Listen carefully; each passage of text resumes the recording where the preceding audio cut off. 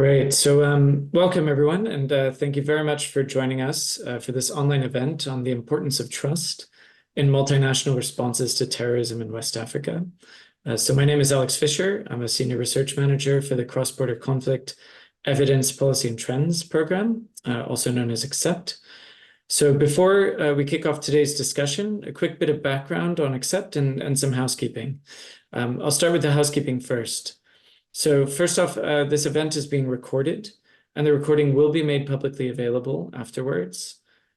Second, if you have any questions for our speakers today, please write them into the chat function on Zoom. During the Q&A, you won't be able to ask your question verbally, so please do write down those questions. And you can ask those anonymously if you want. Finally, we'll be dropping an anonymous feedback form in the chat box towards the end of the event. So if you have a couple minutes free, we'd be really grateful if you could fill that out. So just to give you a quick introduction to XCEPT in today's discussion, if we could go to the next slide, please. So XCEPT is one of the UK government's flagship conflict research programs. It's funded by UK International Development. And as our name suggests, our focus is on conflict-affected borderlands and how conflicts connect across borders, as well as what that means for responding to conflict. So as you can see, we cover a very broad geography, all the way from the Sahel across the Africa to the Middle East and then to South and Southeast Asia. And we're also expanding into new regions. So below are our core partners who are doing some long-term research for us, but we also bring on many more partners through the XCEPT Research Fund. And this is our agile commissioning platform. So if we go to the next slide. In this XCEPT webinar series, we're bringing together several of our XCEPT Research Fund awardees who've been thinking about better ways to respond to conflict and its transnational dimensions. They've each been doing research on multi-actor interventions in transnational conflict contexts, and the projects examine coalition, multilateral, coordinated interventions in Africa and the Middle East. They tackle a diverse set of themes: conflict, climate, gender, violent extremism, and peacekeeping. And they use in a range of tools, including mixed methods, field data collection, remote methods, and machine learning. So this is the fifth webinar in the series.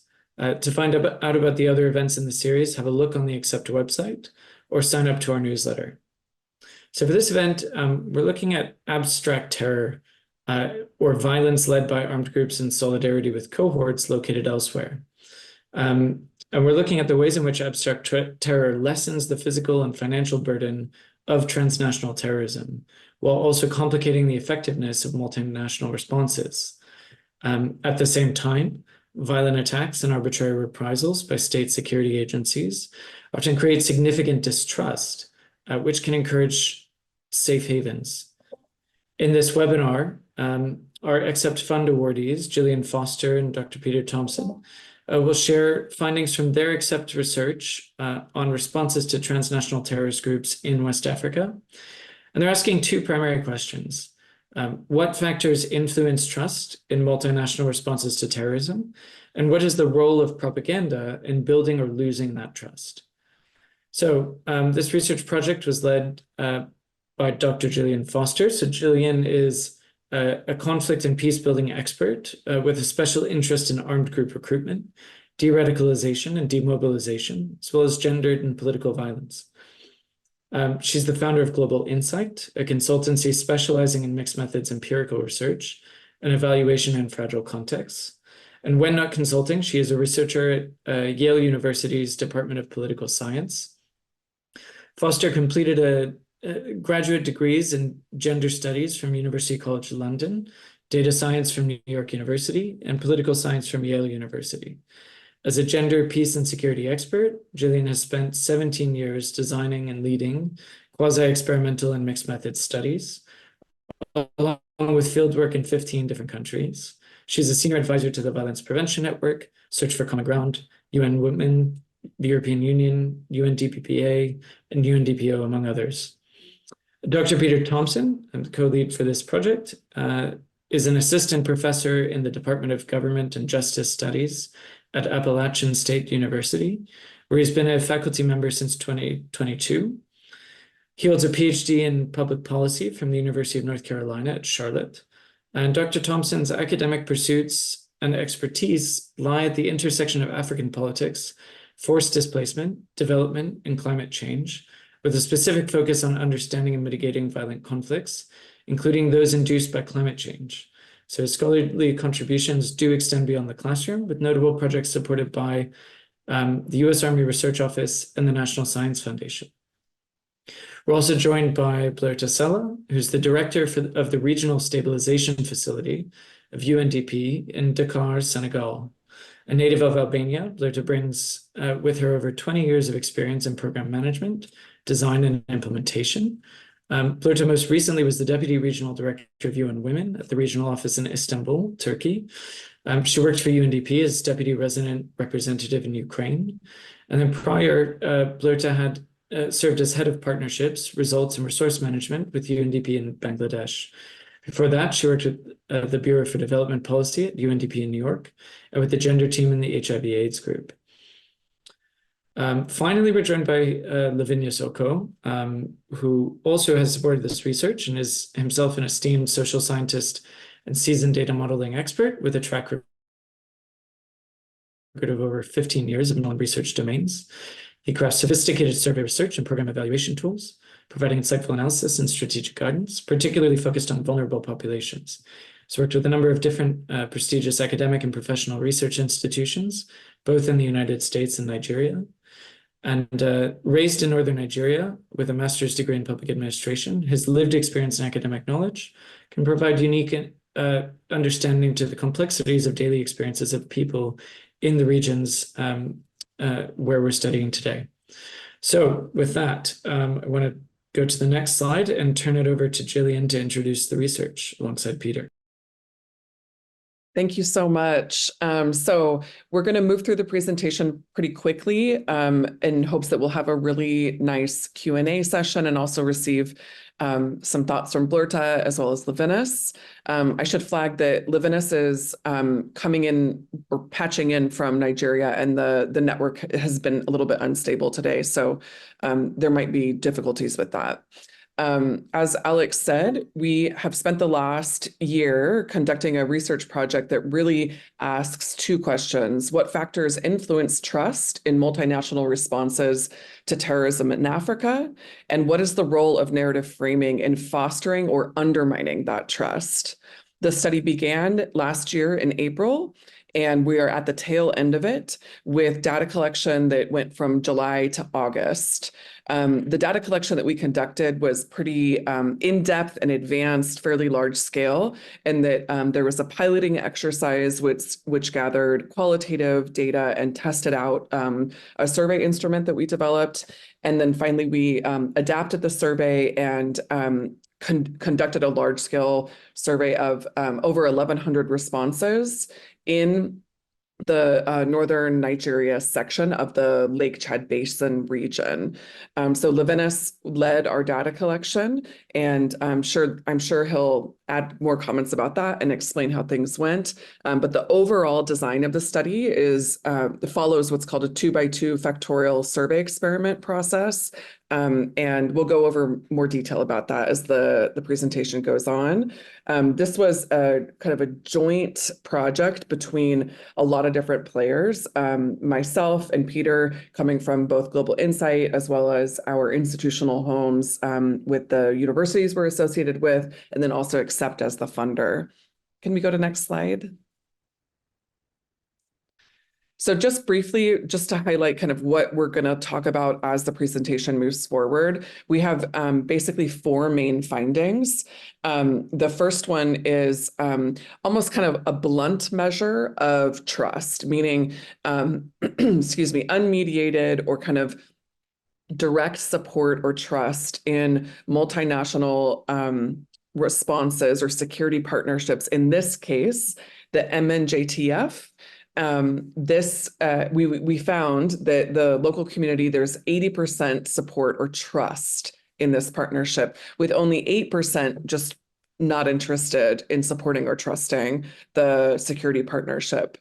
The second finding that comes forward is that Western assistance reduces support for the MNJTF. So framing of the MNJTF as partnering with the EU, for example, as opposed to framing it as partnering with the Arab League, this EU framing reduces trust in the multinational security partnership. Conversely, there's greater trust for partnerships with the Arab states or Arab League in this case. And we see that this greater trust is manifest in a score. So this is part of the designer methodology that we chose. We were able to measure trust using kind of an index or a scoring mechanism. And you can see the highest level of trust associated with the Arab League comes in at 4.6 of 5. So 5 being the highest level of trust.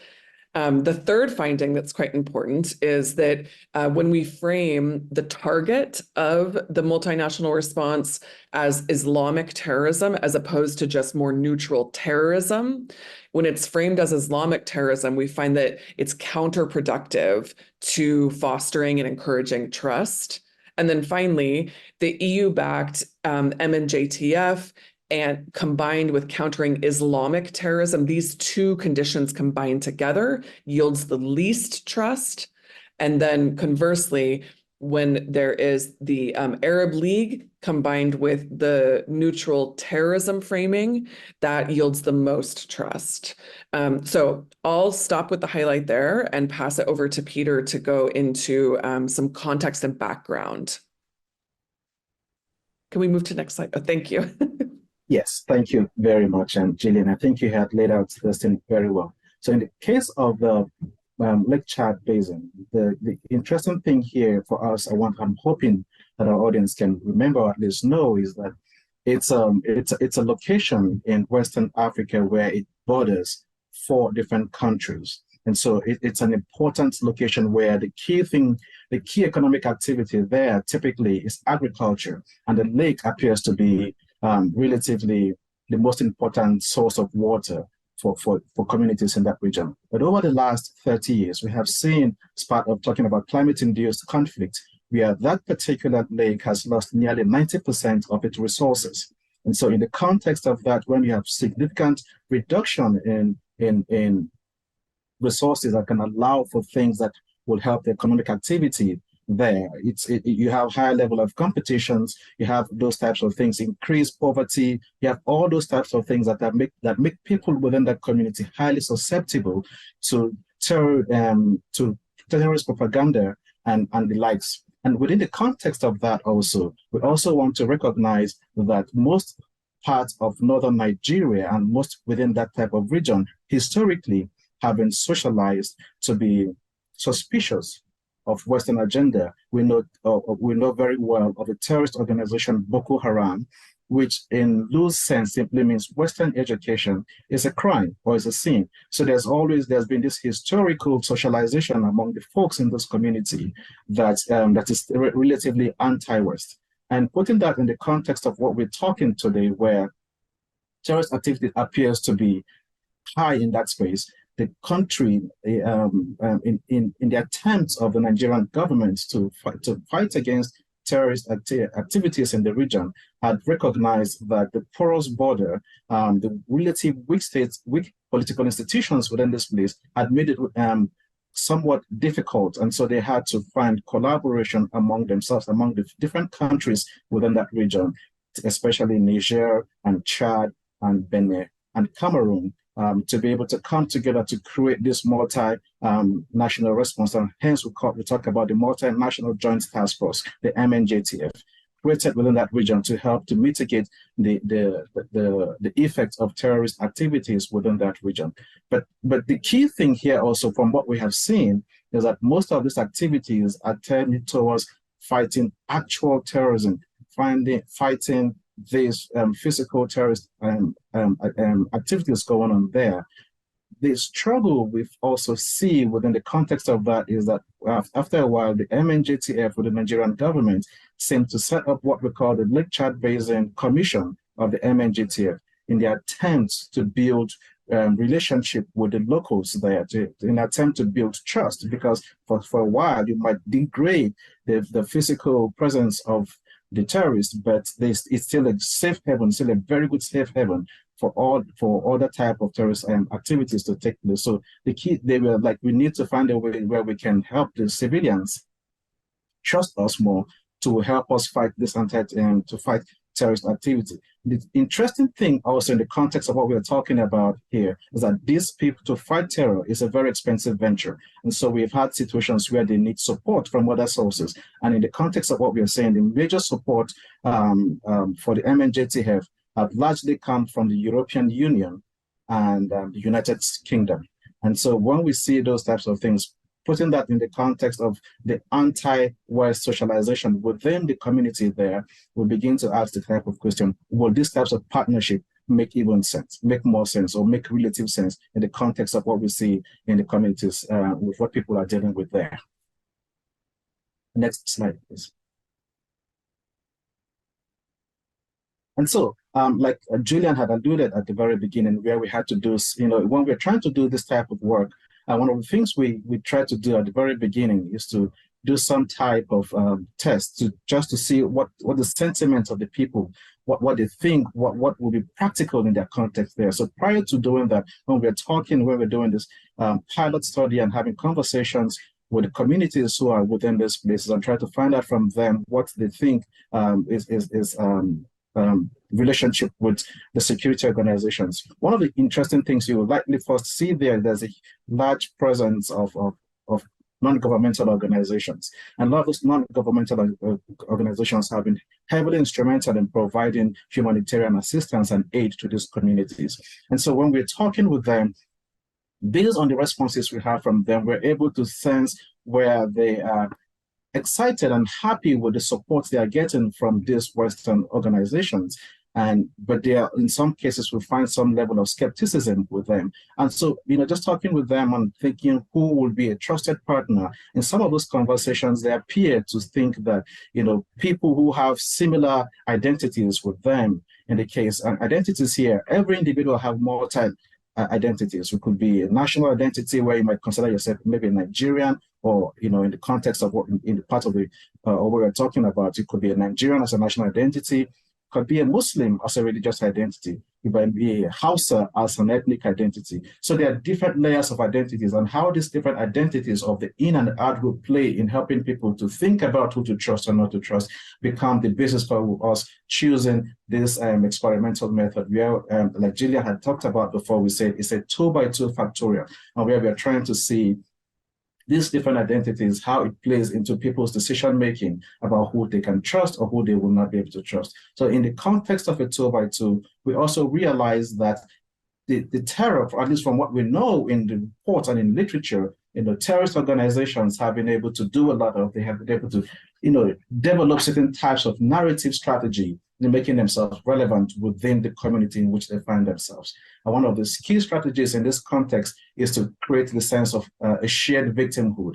And here we're talking about, a shared victimhood of possibly the entire Muslim Ummah, the entire Muslim community across the world. And so seeing themselves, seeing what their potential sufferings within the communities there in Lake Chad are similar to other Muslim communities outside of the United States. It's outside of the Lake Chad to maybe in Middle East and other parts of the world. It's a way where the average Muslim can have a sense of brotherhood and community with other Muslims across that space, and hence the idea of abstract terrorism, where you can have sympathy for folks who are elsewhere. And we see that even playing out when Boko Haram in that particular region, I think in 2013, we were able to kill about 7 expatriates.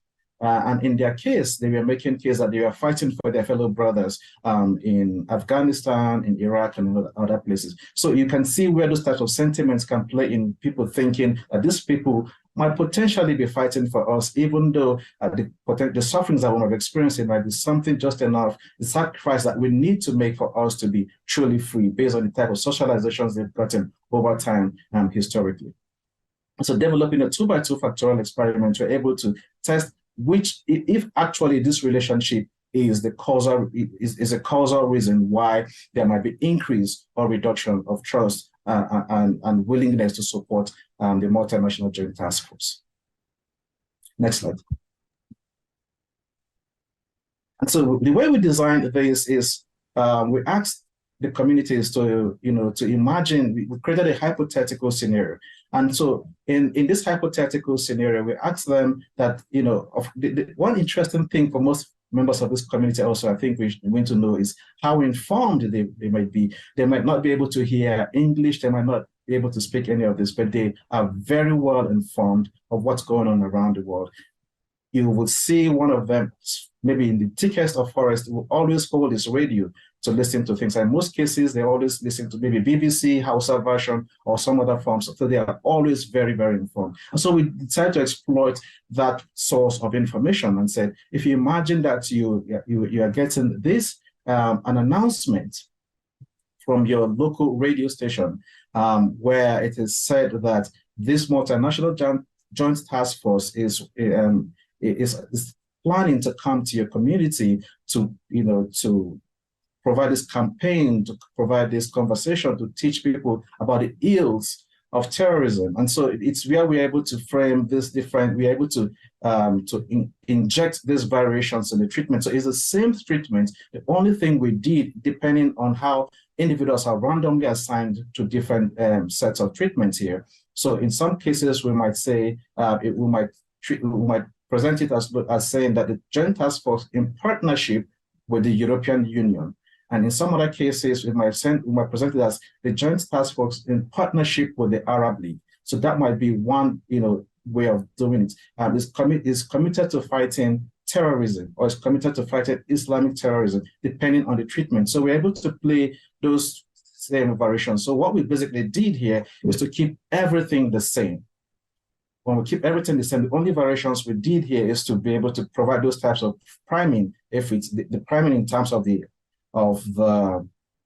narrative around who they're fighting, or the partnership here. We understand that Islam is a strong identity within the communities there. And so how much will they perceive if we know in many of the reports around fighting terrorism have been, a lot of those things have been expressed in many media outlets as fighting Islamic terrorism or fighting Islamic jihadists, or however we've used different variations of the same thing. And for people who are strong Muslims who believe Islam is a religion of peace, who have the strong values of Islam is something of great value to them, we think that if you are pairing that with something abhorrent as terrorism, it might be the tendency for them to make that connection might be strong, might be something that they might struggle a lot with, and how that might help them or not help them perceive their true intent is something we're trying to exploit in this case. And so that's how we're able to set this 2x2 factorial experiment. And when we set it up with them that way, at the end of providing this treatment to them, we finally ask them, how likely do you think that someone like you will be willing to support this force? And so if you observe, we've been trying to make it not just doing hypothetical, but also trying to make it a third party, because we understand that people might be willing to insert their own experiences in sometimes, which might create bias. But when we ask people, historically, we've known from social science research also, that people are more willing to tell you the truth when you ask them of third party, than when you ask them of themselves what they think about things. When you ask them what they think about things themselves, they're more likely to think about what you want to hear them say. But when you ask them in third party context, they're more likely to tell you the truth about themselves, because they think that's what the other person like them will be thinking. So that's what we exploited in how we have designed our method. Next slide. So before we go into the first finding, I think it's really useful for us to also think about the population in which we're working with here. So just to kind of back up a little bit to give you a bit more context on the population, we know that the entire population has been exposed to varying degrees of wartime violence. And we measured this actually in the process of this study using the Harvard Trauma Questionnaire. We did an adaptation of it, taking 19 questions around distinct exposures to violence. These exposures included a death of a family member, physical injury to a family member, physical injury to the respondent, forcible displacement by a combatant, and so forth. Asking our respondents or our study participants if they had experienced any of these things, we then were able to understand that 33% of the respondents or of the community kind of more broadly have experienced high exposure to violence, with 26% experiencing low exposure. And then finally, that largest middle group, 41% experiencing moderate exposure to violence. The findings here need to be kept in mind with the level of vulnerability of the population itself. These histories of violence, I kind of think of it as the population that we're working with is caught between a rock and a hard place. They're caught between two violent actors or kind of multiple strands of violence happening at once, and attempting to navigate that the best they can. What we find is that the first level finding, again, unmediated, kind of like just blunt or direct trust in the multinational response. We find that the MNJTF forces are generally supported. 80% of the population supports the security effort, which is actually quite high. It's higher than I anticipated. Can we go to the next slide?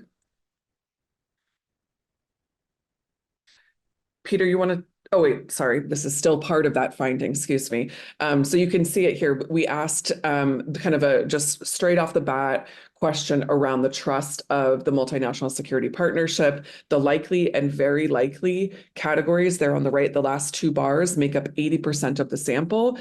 And you can see the very bottom, very unlikely as well as unlikely. That's a real small portion of the sample. And we find that only 8% are just really not interested in supporting or trusting the security partnership.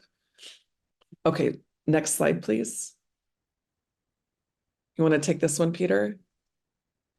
Yes. Yeah, so and that's a beauty with it. So that was a very good first level result we found, is that yes, there's good hope. But interestingly also, what we also found here, especially what we see with the second level, trying to answer the questions we asked, that Western assistance reduces support for the MNJTF. And so if you remember, initially we said it's a 2x2 factorial experiment. And so where we combine that the partnership here is with the European Union, we'll find that the support, people who are willing to support MNJTF when it's when it's partnered with the European Union, significantly reduced. And when we look at the partnership direction with the Arab League, we find that it's relatively very high, like about 4.6 in terms of its mean over 5. So it's a very, very high. Almost everybody within that treatment group is more likely to give the highest level of support for the Arab League compared to people who are willing to support the MNJTF when they perceive or when they have the impression that they are partnering with the European Union. So that's clear difference, which is statistically and substantially significant in this context, gives us that this supports, even though we say 80% of people appear to be supporting, and there's variations in this type of support structure. And the interesting thing also I want us to note here is that for safe havens, we don't need all the people that's 8% is just enough to hide some, it's enough for a terrorist group to be able to hide within communities. It's good enough for them to be able to continue to operate. And so it's important to see how we can improve the likelihood of having much more level of support for the MNJTF. We have to begin to think about the partnerships that we have and why those partnerships might be given the type of results that we see. The next slide. So in the other dimension, we said that we are looking at how even this anti-terror campaign is framed.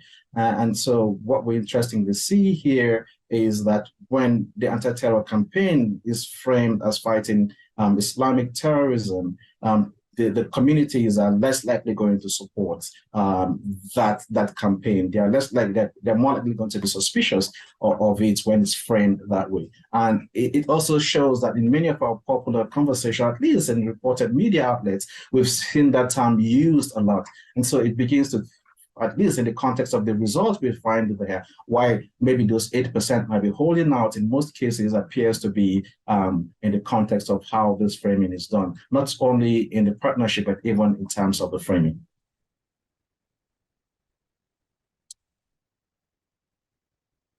And to just give us a visual of that, we see exactly what we're saying here, that if you look at, when we ask them the willingness to cooperate, there's a five points position. And on the average, even for those who are least likely going to support, they are more than 50% likely going to support, as we can see with the black dots and the confidence interval. And for the European Union and Islamic terrorists framing, they have the least level of support, and they are less than four on the scale here. And the most level of support we find is when the partnership is with the Arab League, and it's just framed as fighting terrorism and not fighting Islamic terrorism. Somehow we didn't see any statistical significance between European Union and terrorists or Arab League and Islamic terrorism. Those ones are in between, but the clear difference we are seeing here, which we wanted to truly test those relationships, we can see that framing and how the framing of the anti-terror campaign and the type of partners that are there is important in determining how the community perceives the anti-terror campaign generally. Next. So Jillian, you're taking this? Sure, I can take this one. So to kind of wrap the entire study together, we come up with the largest findings at the end. We conducted multivariate regression analysis. We did multiple models to test the robustness of this finding, and all of them came back with this finding, which is quite strong, that shows us that EU-backed multinational responses, or EU-backed MNJTF, combined with the condition of countering Islamic terrorism, yields the least trust from the baseline of a neutral pairing of EU and terrorism. Am I saying that correctly, Peter? Am I remembering the reference category correctly? Yes, yes. Yes, okay. So the reference category, or the baseline that we're comparing this against, is EU as the partner and terrorism, the neutral term together for the framing. And we find that from that baseline, when we look at EU plus Islamic terrorism, we see a reduction in trust by 74%, which is extremely large. In kind of converse, or in the opposite direction, compared again to that baseline category, when we look at Arab League-backed MNJTF, combined with the neutral terrorism, we find that it increases trust by 26%. So on the next slide, we have the regression results. I'm aware that this might be a little bit much for many members of the audience, but for those of us that like to do analysis and like to do number crunching, this is the output of the 3 different models that we chose. You can see the first model is kind of just looking at the treatment conditions. The second model includes demographic covariates, and then the third model builds on that one to include exposure to violence. And you can see that the statistical significance as well as the magnitude of the result hold in all 3 cases. Did you want to add anything, Peter? Yes, yes, thanks. I mean, you already said everything, but I think it's good to also, somehow we made a point earlier about exposure to violence, where we used the Harvard Travel questionnaire. So from when we introduced, because sometimes we want to see that maybe this responses is due to other things other than the treatment itself. And so we try to do all of these controls and build all of these controls in our model. And so when we even included exposure here, it's interesting to see that those who are, in higher level of exposure also generally increases level of trust. So people who are more exposed to violence are more likely also going to seek out to just trust anyone. So, or at least trust a partnership here. So, which is also an interesting thing that I think it's worthy of thinking about as well. So we're going over time a bit with our presentation. So I suggest we just move to the implications. I think it's the next slide. Yeah, implications for policy. So I'm just going to briefly go over this because I want to leave room for Blurta to have contribution as well as Levinas, and then also open for Q&A. So building off of our findings, we find that there's about 5 implications for policy. First of all, engagement with local communities is key. This is a constant challenge and a constant recommendation for security forces, whether the MNJTF, or we find this also applies to, for example, UN peacekeeping and political missions. The second one is multinational security partnerships would do well to train security forces. These trainings are on principles of human security, conflict-related sexual violence, and also the precariousness or the vulnerability of the local communities in which they work. Finally, the third implication is that there needs to be a demonstration of accountability for violence that is committed by multinational security partnerships. This accountability is ideally public, well-known, and out in the open. This is really important for local communities who have been the victims of violence coming from multiple directions. Number 4, framing of multinational security partnerships should be carefully crafted and crafted in a way that aligns with the narratives that most resonate with local communities. This will help to integrate the security partnership forces into the local community. And then finally, positioning multinational security partnerships as addressing a more neutral threat, so not Islamic terrorism, but terrorism more broadly, is most useful. So I'm going to end there, and maybe we can open up for questions or comments, anything. I guess, Alex, I'll turn it back to you. Yeah. Thanks. Yeah, no, feel free to drop your questions and comments in the Q&A box or the chat, but I want to turn quickly to Blurta from UNDP to offer some thoughts on the research, and then we'll turn to the Levinas as well. And I know, Blurta, you've got time commitment on the back end, so if we've got questions, we'll direct them your way first. Absolutely. Thank you so much, Alex, Jillian, and Peter. I want to, first of all, thank XCEPT and UK partners for the organization of this webinar and such an important research, which is very relevant for our work. It's extremely relevant for our stabilization programming in the Sahel as we focus on addressing directly the causes and the consequences of violent extremism and terrorism. As Alex mentioned, I currently lead the Regional Stabilization Facility, which works in 6 countries: Burkina Faso, Cameroon, Chad, Mali, Niger, and Nigeria. And we work very closely also with the MNJTF, the Multinational Joint Task Force, through our core partner, our core institutional partner, the Lake Chad Basin Commission, which also leads the executive secretary of the Lake Chad Basin Commission, acts as the head of the mission for the MNJTF. And our work with MNJTF, I would like to underscore, has been addressing more the non-kinetic approaches that the research also emphasizes.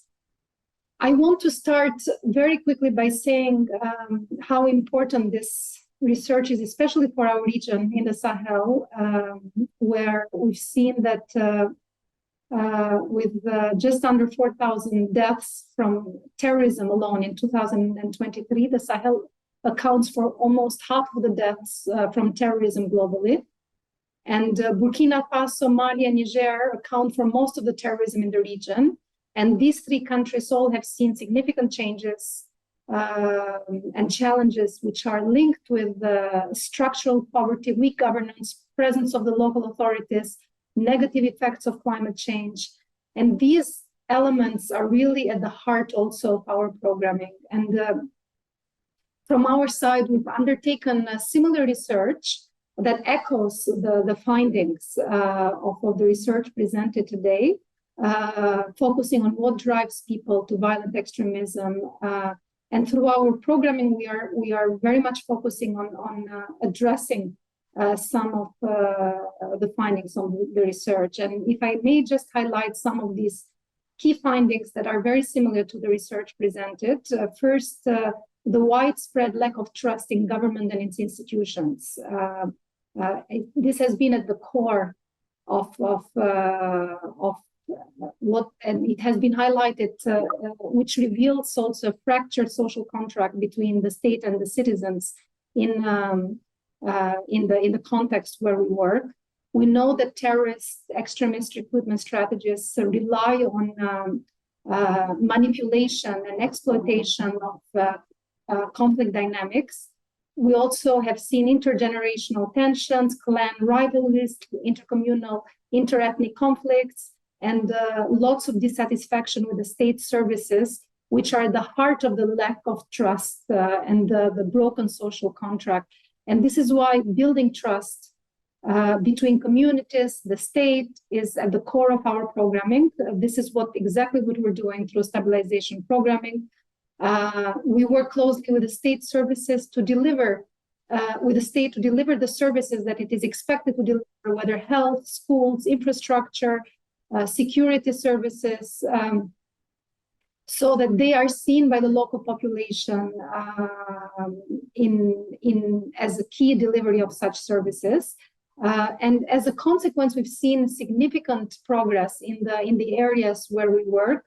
For example, we've seen in the Lake Chad Basin that the percentage of the households are satisfied with access to essential social services and that have increased the trust in the state has increased from 53% in 2020 to 78% in 2023.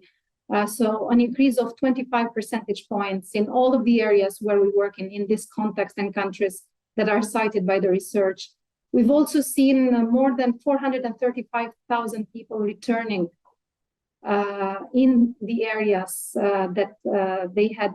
These are displaced people, as they are having more trust in terms of security, safety, social and economic infrastructure that are being provided in these areas.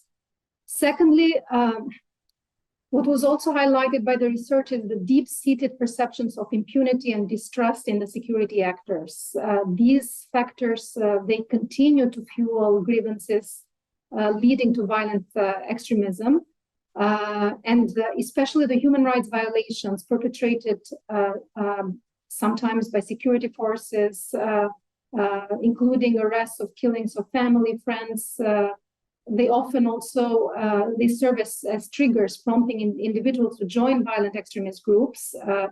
And this is directly linked to the findings of this research, also to the core of our programming on training security forces, engaging primarily at the local level, training security forces on human rights, conflict-related sexual and gender-based violence, sexual exploitation and abuse. And just to give an example, we've trained more than 5,000 security personnel on human rights, GBV, management of criminal proceedings within the context of violent extremism. Third, what was also highlighted by the research is the engagement of the local communities, local actors, since they are the first responders in areas affected by the threats of violent extremism. And in the programming, in the areas where we serve, we have put in place community stabilization committees that are comprised by local community members, local authorities, local gendarmerie, and these community committees play a fundamental role in enabling such a greater involvement of the communities in identifying the core priorities, the core services, and the follow-up. And we see that they are resulting, a lot of the programmatic actions are resulting in building trust and reinforcing the social contract between the state and then the communities. Finally, something that much by the research, but we see as fundamental to our work is the lack of economic opportunities. Like what we see in the area that we serve is, it all starts with having food on the table. And this also corresponds to other research, such as from CIPRI, etc., that shows that the economics is cited as one of the most important factors by the communities, even more important than the security, to be frank. And the hope of employment is cited as the primary driver of recruitment, which reflects the grievances of socioeconomic injustice, the grievances of marginalization. And this is exactly where we are tackling our programming again, focusing on livelihood opportunities across all of the countries we serve, and targeting especially groups such as youth, who comprise 2/3 of the population in the Liptako-Gurma region and are often being attracted or compelled to join the terrorist groups. So engaging youth is at the core of the programming. I would like to leave with 3 key messages. One is we all have an important role to turn the findings of this research and other research and the policy recommendations that were highlighted into programming and policy changes in the region. And these efforts do indeed require coordinated, multi-stakeholder, multinational responses from researchers to implementers to policymakers. Terrorism is indeed a systemic issue. It requires a systemic response, and it's only through such combined coordinated efforts that we can tackle the structural, the proximate and immediate causes of violent extremism. Secondly, we all have an important role to play in offering viable alternatives to vulnerable communities. Engaging with the local communities that was highlighted is core, but youth also is critical. Engaging the future generation is core to success. And finally, working with the state to strengthen the social contract is the only way to build this trust between the communities and the legitimate authorities to lay the foundations for recovery, peace building and development in these settings. Thank you so much. And I'm very excited to see how we can further discuss on how we can apply such research findings into more actions on the ground. Thank you. Great. Thank you so much for to connect the research to the policy and the programs that are taking place on the ground as well. I want to just give a couple minutes to Linus to offer some remarks from his experience on the ground leading this research. And then we've got a couple questions in the chat. I'm mindful that we only have about 10 minutes left in this conversation. So if you could just give remarks brief the Linus, and I want to just bring in these questions from the audience. Okay. Thank you for the opportunity to participate in this discussion. Now, leading the team to collect data in this area was very difficult because if you go there, you see the security threat still being there. Even the Nigerian military is battling seriously to control it. There are parameters that are built within every local government areas that before you get into it, there are security gates. There is what is called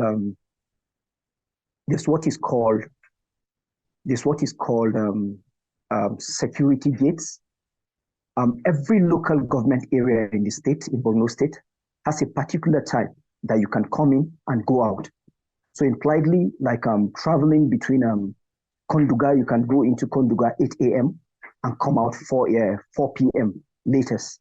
But in Bama, you go in around 9 and come out 2. Anything outside this time, you must sleep in that town. You spend the rest of the days in the town. Now, when you speak to the locals, especially village heads, clan heads, what they call bulamas that are on ground there, you see the threat. Like in Konduga, the senior bulama made us understand that they cannot even farm any longer because he, as the village head, his farms were even destroyed by the military for security reasons, that they don't want any crop that will go higher so that they can have a vision of whoever is coming because the area is open completely. So these challenges are there. On a particular day, I shared with Dr. Peter that we're coming back from the field in Konduga local government, and members of the set that the government was trying to keep together and rehabilitate them and bring them back into the community. Do you understand? They were forming like a mob action, attacking people, that they were demonstrating that their dues were not paid because they are on a monthly stipend of 30,000 every month, and that the government delayed the payment. So the security threat is much there, and the impression the government is giving people is not what the community is actually experiencing. Because when you go in, there is no free movement in and out of this local government, military checks everywhere. You understand, lack of trust. And that is why we had to do advocacy before we can even talk to them, before we can interview them. So the situation is a very difficult one, penetrating this community. And there are other areas that are even more closer to the Lake Chad Basin around Baga routes. Those places are completely inaccessible. The military will not allow you go there and visit any of the community there because of the security threat. So collecting data in this area is very difficult. And the issue of trust, I think if the policy will work on building the trust of the people, it will be better, because the locals, if you don't go in with one of them, they won't even listen to you, because from the head of the clans, the village heads, they will give us guides that will follow us, you understand, before we can even interview them. So it's a very difficult situation, not like other areas in northern Nigeria where we live. We know the violence is all over, but this particular one in the northeastern part is a very difficult one. Thank you. Thank you so much, Gavinius. I think that's a really important perception for, from your experience of actually collecting this data in the field and living in the region. I think kind of all of our speakers have hit on a central theme that if we have time for one question, I want to bring into one question because it's also reflected in our Q&A, and that's on trust. And I think, the study is ultimately about trust. And the importance of that in counterterrorism efforts. How can it be built? How can it be maintained? How can it be lost? But it's also about who holds it.